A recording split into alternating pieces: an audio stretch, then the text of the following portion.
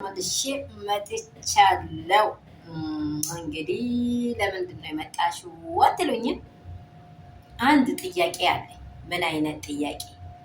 ሩትዬ ለምንድን ነው በቻይናሏ ላይ ቪዲዮ ማትለቀው? ይህን ሁላችሁ ተገንዝባችሁ ሊሆን ይችላል።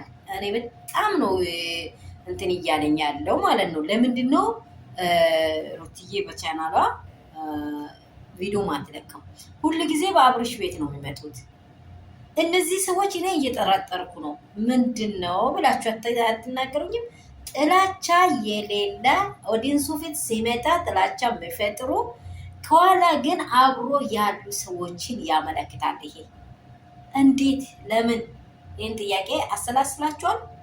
በድጋሚ ደግሞ የጠላት ጠላት ወዳጅ ይሆናል ይባላል። ይቺ ለሄርሜላ ናት። የጠላት ጠላት ወዳጅ ይሆናል ይባላል። ትላንትና ሄርሜላ እንደዚህ ፈትልና ክር እንደሚዞር ናላዋን አዞራ ዛሬ ከሩቲ ጋር ተጣብቃ ስራ እየሰራች። ይሄም ይያዝልኝ።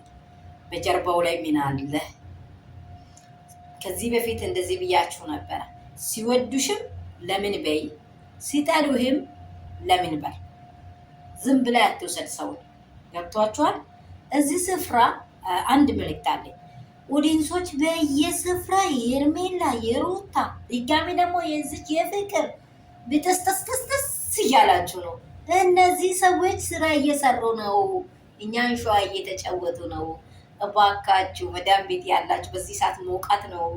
አራ ይጠማችኋል። እባካችሁ የኔ ውዶች ተስማምታችሁ ኑሩ። እነርሱ ስራቸውን እየሰሩ ነው። እንዴ መጀመሪያ ፈርስት የጠየኳቸውን ጥያቄ መልሳችሁኛል። አብርሃም ቤት ለምን ይለቀቃል? አብርሃም እንደዚህ ሪጀክት እያደረገ ዝቃጭ ማለት ደግሞ አጠላ ነው። እሺ አጠላ ነው።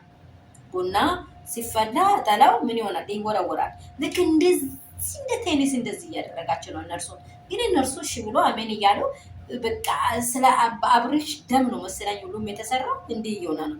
ፍቅርም ደግሞ ትናንትና መጣ ናፍቂያቸው ከሆነ አይኔ ምን እንት ሲሆን ወይኔ እንደዚህ መቃለል ቅልል አረገች። አያችሁ አያጋይ ዋለ ፈስ ለምዶ ዋለ ብዬ የተናገርኩ ቅድም ለዛ። ስለዚህ ነገሮች ሁሉ ግራ እየተጋቡ ነው እየመጡ ነው። ባለን ልቀቄ ትላንት ሄርሜላን ሄሎ ብላ ደግሞ ዛሬ ደግሞ አይኔ ይደብራል። ይሄ ነገር በጭራሽ ይደብራል። የምር ነው ብላችሁ ላይክ፣ ሼር፣ ሰብስክራይብ አድርጉ። እንዴ ምንድነው በቤቷ ማትመጣው? ሩትዬ በቤትሽ ነይ ሩትዬ እባክሽን።